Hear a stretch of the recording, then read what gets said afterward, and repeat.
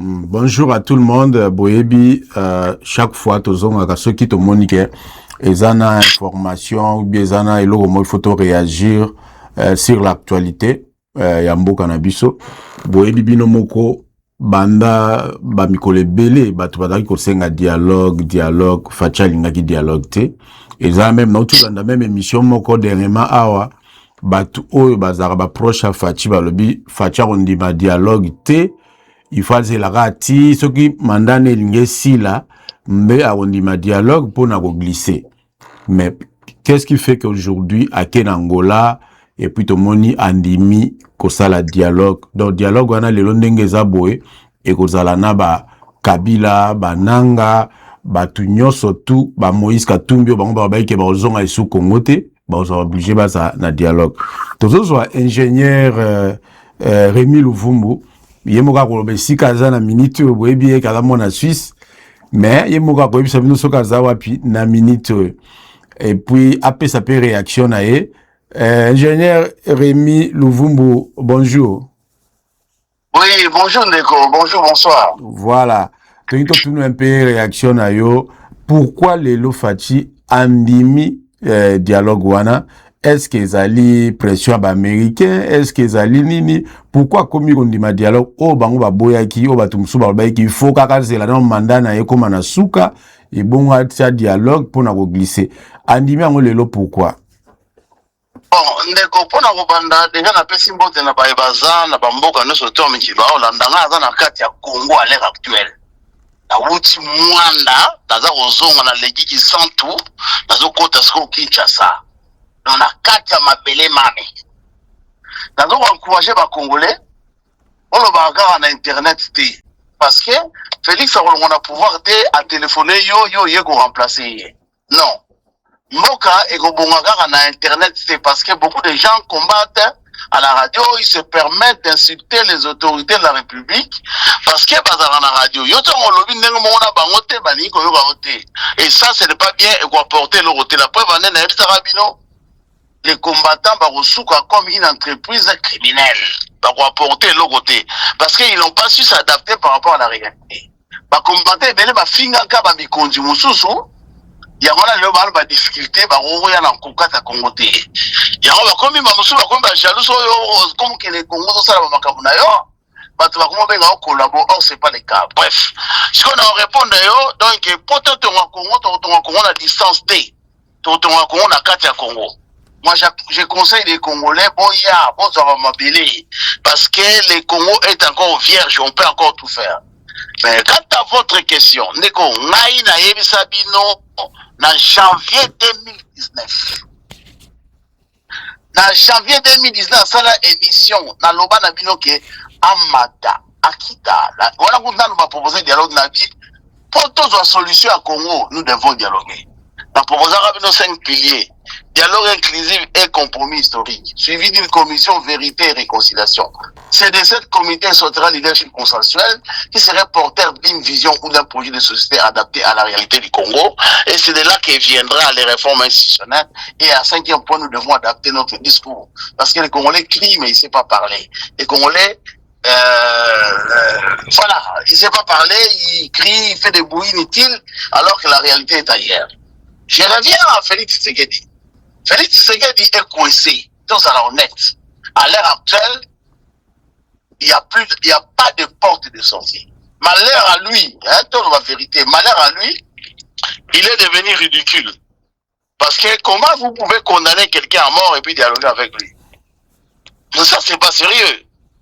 Hein? Comment vous pouvez condamner quelqu'un à mort et dialoguer avec lui? Alors, nous, on lui avait dit bien avant, on l'a battuté. La situation, il faut dialoguer à Boyaki. À Boyaki est allié. Et puis, ça, dialogue est ça là-bas. Et puis, dans le Congolais, il suffit pas de crier à la radio que pour ça, le dialogue. Vous préparez votre cahier des charges. Parce que le dialogue, c'est un terme générique. Ça ne veut rien dire. Ce qui compte, c'est le contenu et les acteurs. On va dialoguer. Parce qu'on peut dialoguer aussi pour le football, on peut dialoguer par la même église. Aujourd'hui, le Congo va mal. Sans le dialogue, il n'y a pas de solution. Mais je ne dis pas que le dialogue apportera une solution. Non. Il faut les vrais acteurs négocier sa solution. Parce que vous pouvez prendre vos cousins, vos cousines, ainsi de suite, vous dialoguer, ben, vous allez résoudre les problèmes de votre famille. Là, c'est les affaires du Congo. Hein? Nous devons aimer le Congo. La situation est critique. Les Congolais ont fait fouet, on a eu une moindre, nous avons traversé. La situation est critique. Ainsi de suite, Marabébélé. Ton Ningake, ton Ningate est comme trop tard, pour le moment, moi je dirais Félix Tshisekedi, c'est devenu un peu trop tard. Parce qu'il est dans une situation embêtante. Mais, cela dit, c'est quand même un Congolais, qu'on le veuille ou pas. Le linge sale, c'est là en famille. Maintenant, ça dépendra de lui, comment il va orienter ses dialogues. S'il oriente bien, il peut sauver sa peau, il peut sauver les meubles. Mais s'il oriente mal, il va quand même les payer. Ça, il faut le reconnaître. Parce qu'il a fait perdre... Ingénieur, ndengo zomona siko pour na dialogue wana ekoki ko aboutir na nini selon ndenge makanisi no zomona dialogue wana sibo bile bandimi ba salango pour aboutir na nini. Dialogue wana normalement de ba sala yango c'est que on va raccourcir le mandat de Félix Tshisekedi. Il faut dire la vérité parce que rester au pouvoir, qu'il reste au pouvoir, c'est des catastrophes en catastrophe. Il a déjà envenimé la situation. Parce qu'aujourd'hui, Félix Tshisekedi fait partie du problème Congo. Donc, il ne peut pas résoudre le Congo, il faut l'écarter. Je m'excuse, hein. La situation, il a encore envenimé la situation. Alors que s'il avait fait en 2019, il serait sorti grand. Très, très grand.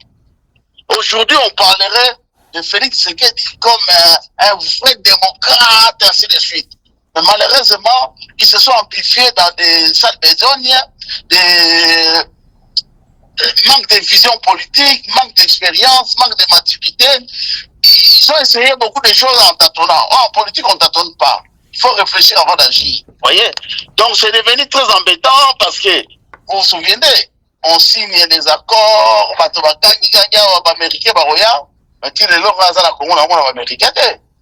vous signez un accord 4 jours après votre Mboka. Cela veut dire quoi?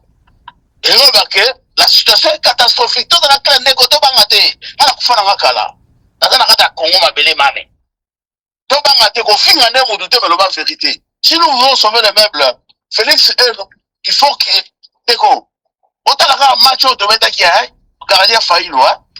Hein? Il y a un gardien. Gardien Moussa Wanego Yamba. Quand il a fallu les pénaltys, le gardien a reconnaître qui peut faire l'affaire. Bien. Donc il s'est effacé. C'est le gardien titulaire qui est allé voir l'entraîneur en disant que non, la situation Oyo, il faut tout voir. Hein, l'autre gardien remplaçant, il peut sauver la donne. Donc il s'est effacé pour l'intérêt de la nation. Moi aujourd'hui, je demande à M. Félix Tshisekedi de s'effacer pour l'intérêt de la nation. C'est là, il paiera cher. Mais si c'est efface, il sera quand? Il sortira quand? La preuve en est aujourd'hui, par exemple. Beaucoup de gens aujourd'hui commencent à soutenir Kabila et consort, mais sont totalement bien. Kabila non plus, il n'a pas bien gouverné le pays. Mais seulement à un moment donné, il a accepté de s'effacer. Vous comprenez? Il a accepté les risques. Aujourd'hui, il est grand. Parce que c'est le premier président congolais qui a transmis le pouvoir de manière pacifique. Malgré et les pères de la démocratie congolaise, c'est Joseph Kabila Kabange. Même si c'est un côté, est-ce que vous comprenez là? Même si c'est un côté, mais la situation actuelle, parce que ceux qui sont venus après, il faut pire que lui. Alors que nous aurions fait mieux pour effacer Kabila. Vous comprenez? Donc aujourd'hui, le dialogue est Gonzala pour écourter le mandat de Félix Tshisekedi, ou bien il sera un président qui règne pour finir son mandat. Mais moi, je conseillerais les Congolais. Nous serons gagnants que Félix Tshisekedi finisse son mandat. Vous comprenez, hein? Nous serons, que ce soit de l'opposition, moi je suis pour qu'on dépouille de certaines décisions, mais qu'il finisse son mandat. Pourquoi? Parce que nous aurons 2 présidents qui ont fait 2 mandats et qui sont partis. Donc on aurait avancé démocratiquement. Aujourd'hui, pour les gens qui cherchent les armes, les histoires, ça nous avance pas politiquement. Mais je les comprends. Vous voyez, hein? Quand on dit en français, si tu creuses un trou pour ton ennemi, ne le creuse pas trop profond de peur que tu tombes toi-même. Aujourd'hui, tous ces gens qui vont chez Nanga, ils n'aiment pas Nanga. Beaucoup de gens sont frustrés. Les Franck Diongo, les Daniel Safou, il y a beaucoup de gens qui sont frustrés. Si la situation était différente, je suis sûr que certains ne seront pas là. Alors, on a la possibilité de les faire venir, les fils du pays. Revenez, mettons-nous autour d'une table avant que ce soit trop tard. Parce que, je vais vous dire ceci, si on avait négocié quand Nanga était à Goma, il aurait eu moins de poids que Nanga aujourd'hui. Plus les jours avancent, plus Nanga pèse. Vous comprenez un peu? Plus les jours avancent, plus Nanga pèse. Alors, si on avait commencé depuis Bunagana, depuis Minembwe, on aurait résolu. Et puis... Bon, comme Nazali Koloba toujours, ezali moi tranche kaka ya muke onga moko na intervenaka mais na pona yi quand même tozo ingénieur Rémi Luvumbu po apesa makanisi na ye. Alors pona makambo eleki ndenge tomoni lelo tokomo kende vers dialogue certainement bazo bongisa batala ndenge nini ekosalama mais information ezali eza que Fachi na minute yo andimi yango ke dialogue et salama. Bon, question ezalaki pourquoi andimi yango na minute yo? Mais pour nga na yebi ke Fachi soka komi na niveau ondima dialogue ezali pour na pression américaine. Pression américaine. Oyebi bino moko boyebi position ya ba américain tant ba kenda même ko signer ba accord wana balobaki bien ke makambo etali bananga o etali bananga ba na batu mususu ba M23 c'est un problème entre Congolais et basengaki na Fachi ye moko asilisango c'est-à-dire asolola basala dialogue. Bon bomoni bino moko ke wumeli et wumeli bazaki ko boya Fachi azaki ko boya certainement entourage na epé ezaki ko lingate ko ke dialogue na minute mais baza obligé ya kondima dialogue parce que côté kuna bitumba ezo continuer. Donc bitumba nde ezo continuer ba américain ba koyate ba kene ko bunda ba ya ko bunda kuna te contre ba M23 donc eza makam oyo Fachi il faut asala dialogue asi sana bato wana mais siko bo mona siko ne loko wana nde to mona eza ke lelo Kabila ba condamné qui est déjà à mort kosola siko na Kabila osala dialogue na Kabila donc bosola na muto akufa déjà. Donc c'est-à-dire ils ont ba décision mususu na politique il faut pas kozango mbangu. Il faut beaucoup réfléchir. Bokena makambo mbangu et ko rattraper bino bozongi susima. Ba msuba leka ki bazaki koloba na ba mission Moïse Katumbi a kozonga ka jamais na Congo. C'est fini fatika ya libanda. Bokoza obligé Moïse Katumbi azonga pona dialogue. Ba Matata Mponyo ba kozonga pona dialogue. Ba Frank Diongo ba kozonga pona dialogue. Ba Daniel Safu ba kozonga pona dialogue. Et vous avez dialogue oyo ndenge le président Eli Martin Fayulu azaki kosenga ezala dialogue oyo ekozala pona batu nyonso.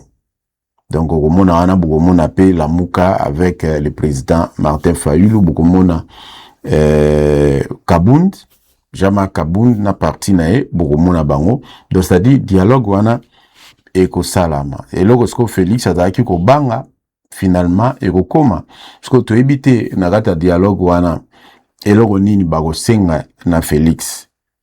Est-ce que bakosenga transition sans Félix ndenge IDPS ezaka kosenga transition sans Kabila?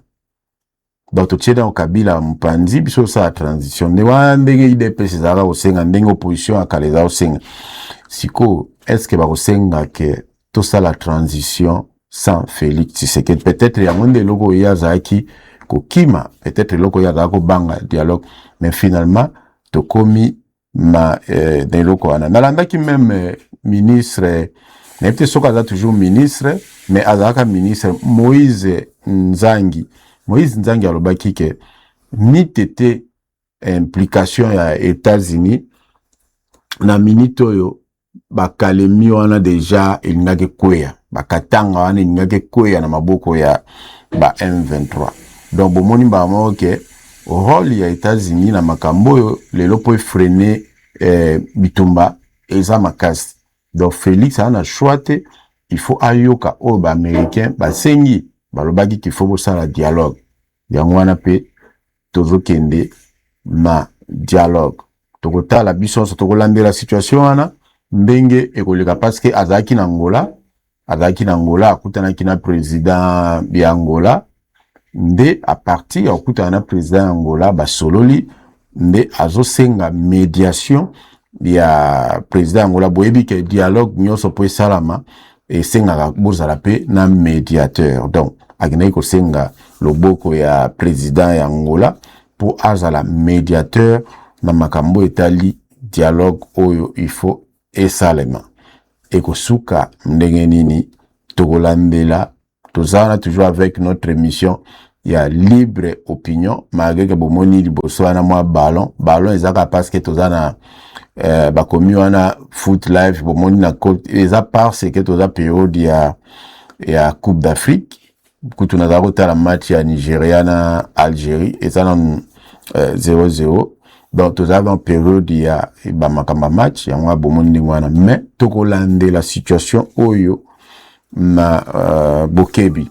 En tout cas merci beaucoup na bino surtout batu bolandingai na tonwa lelo. Merci beaucoup pour biso ça à peine ko to komi 12h.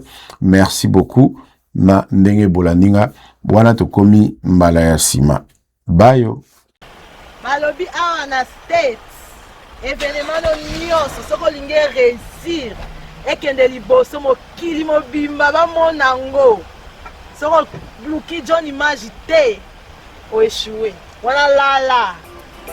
Alors à tous les amis, John Image is the king. J'ai confirmé, j'ai vécu ça, c'est impeccable, c'est incroyable, mais je ne savais pas, c'est un privilège de connaître John Image et d'avoir les images avec John Image. Ouh, je suis très honorée, bravo John Image. Babi maramba mikolo to tikela mikolo. Je veux dire ma sola va grand et ça John Image. John Image le prix number 1 na makamboyo. John Image TV. Donc balobido to sangisi ba oyo donc to bezire bango donc bakokana John Image TV te. Merci na John Image pour yende mafuta tu peux John Image na retate et puis mafuta on nga obimisango oyo kango ici. Que Dieu bénisse John Image. Merci beaucoup pour la support na yo na misala na biso ba artiste ko la pambolayo. Shalom frères et sœurs, je suis Mike Kalambay. Parlons autour de John Image. Sincèrement, il est le meilleur. He's the best. John Image, c'est vraiment le meilleur que j'ai rencontré dans ce domaine. Il y a Bilili. Bilili est à Makambone. John Image, Bilili. John Image, le meilleur. Nous bénissons Dieu. John Image, c'est un instrument de Dieu pour cette ville. Mais moi, je prie pour que Dieu se souvienne de lui et qu'il le bénisse. Voilà. John Image. Petit lobby de l'eau mon ami. John Image. Lobby de l'eau, lobby bataille. John Image. Au côté de l'eau, lobby babimisi. John Image. Soin. Et l'eau Kwanzaa. On a bien continental. John Image, c'est ça qui top, propre, soin. Nengo c'est lobby de l'eau bataille. John Image, c'est continental. John Image, c'est l'eau Kwanzaa.